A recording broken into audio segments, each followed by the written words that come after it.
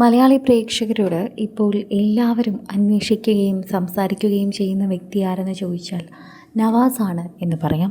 കലാഭവൻ നവാസിൻ്റെ മരണശേഷമാണ് ശരിക്കും പറഞ്ഞാൽ ഇത്രയും അധികം അദ്ദേഹത്തെക്കുറിച്ച് എല്ലാവരും ചോദിക്കുന്നത്. പ്രേക്ഷകരുടെ പ്രിയപ്പെട്ടവൻ തന്നെയായിരുന്നു.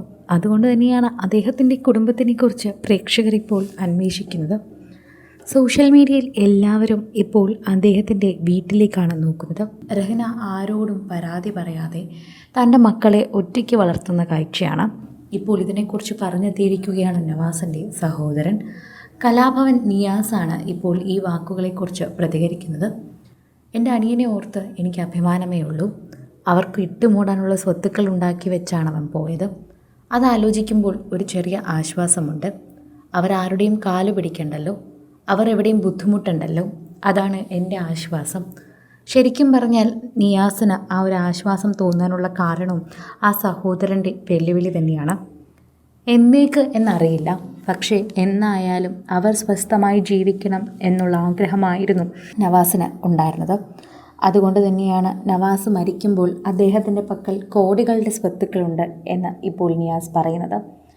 എൻ്റെ സഹോദരന് ഒരിക്കലും രഹ്ന ആരുടെയും കാല് പിടിക്കരുത്, അല്ലെങ്കിൽ മക്കൾ ഒരിക്കലും എവിടെയും കഷ്ടപ്പെടരുത് എന്നുണ്ടായിരുന്നു. എനിക്ക് അവരെ സഹായിക്കാനാകില്ല, അതിനു മാത്രമുള്ള സാമ്പത്തികം എൻ്റെ പക്കലില്ല. പക്ഷേ രഹ്ന ആരോടും അത് ചോദിക്കുന്നുമില്ല. എനിക്ക് നല്ല വിഷമമുണ്ട് എനിക്കവരെ സഹായിക്കാൻ പറ്റാത്തതിൽ. പക്ഷെ ചിന്തിച്ചു നോക്കൂ, ഒരിടത്ത് ഞാൻ അഭിമാനിക്കുന്നു. എൻ്റെ സഹോദരൻ അവരെ ഇട്ടുമൂടാൻ സ്വത്തുണ്ടാക്കിയിട്ടാണ് പോയത്.